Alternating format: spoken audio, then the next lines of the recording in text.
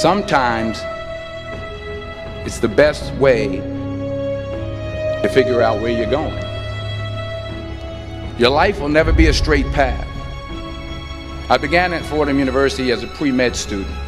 I took a course called cardiac morphogenesis. I couldn't read it, I couldn't say it, I sure couldn't pass it. So then I decided to go into pre-law, then journalism.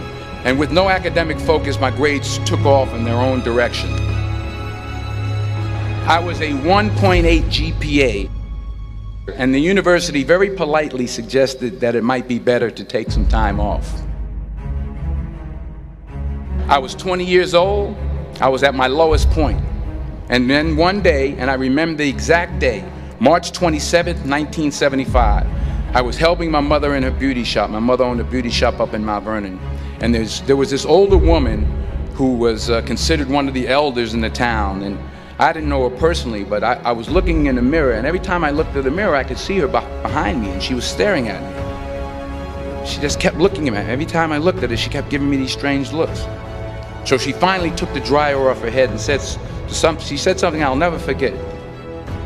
She said, "Young boy, I have a prophecy, a spiritual prophecy." She said, "You are going to travel the world and speak to millions of people."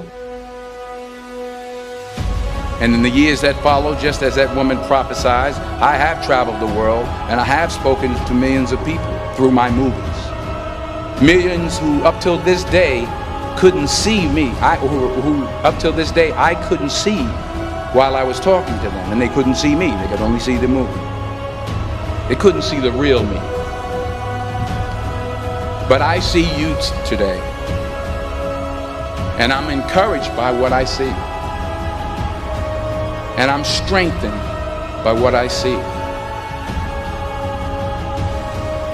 Because taking risk is not just about going for a job. It's also about knowing what you know and what you don't know. It's about being open to people and to ideas.